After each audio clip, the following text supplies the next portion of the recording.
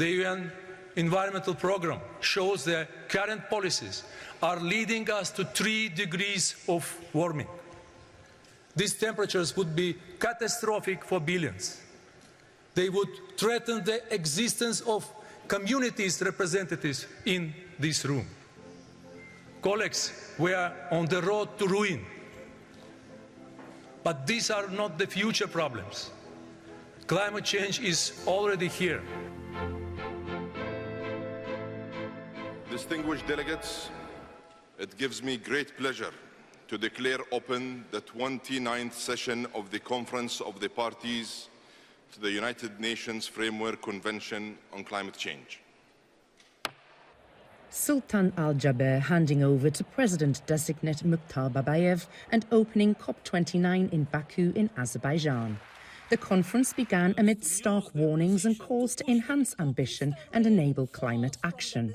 It got off to a promising start on day one with the approval of international standards in relation to the global carbon market under Article 6.4 of the Paris Agreement, the international treaty on climate change. The best thing that we have reached on the first day was agreeing on a decision on Article 6.4. Endorsing the SBM standards that have been agreed in early October in Baku. That was a long-awaited decision to be made at the COP. 10 years of hard negotiation process, and in the last 3 COPs, several attempts to get it adopted, but finally we got it done. And having it on the first day really set the mood in the negotiating rooms. Over 40,000 attendees and 100 heads of state attended this actionable COP, and the unwavering consensus was that the time for action is now. Floods in Valencia and Hurricane Milton are examples of how extreme weather is impacting the world. A report by the International Chamber of Commerce has revealed that it's cost the global economy almost €2 trillion over the last 10 years. What we've done in pulling together this report is to show the actual damage from climate-related events has actually now reached the same level as what occurred at the same time as the global financial crisis. And the world leadership decided they'd do something about it. Well, we're saying that's where we are. You can't keep kicking it down the road. We've announced it now as we go into COP29. It's time to actually do things. COP29 was dubbed the Finance COP, and the scaling up of climate finance through global financial interoperability, as well as the impact on developing economies, was high on the agenda. The European Investment Bank is bringing concrete solutions to the table through climate resilience clauses, through climate debt swaps and conversions. All those countries that are at the forefront of climate change and are extremely vulnerable because of high indebtedness, we are providing solutions.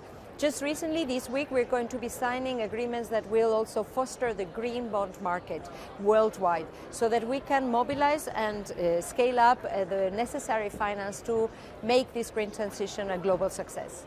Despite best efforts and appeals for compromise and solidarity, a global finance deal could not be agreed upon before COP29 was due to finish, and it overran by 2 days.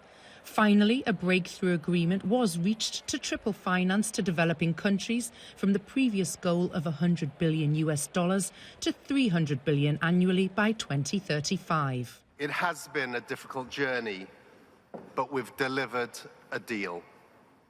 This new finance goal is an insurance policy for humanity amid worsening climate impacts hitting every country. After almost a decade of hard work, where several previous COPs were not able to get this done. No country got everything they wanted, and we leave Baku with a mountain of work to do. The many other issues we need to progress may not be headlines, but they are lifelines for billions of people. So this is no time for victory laps. We need to set our sights and redouble our efforts on the road to Beleng.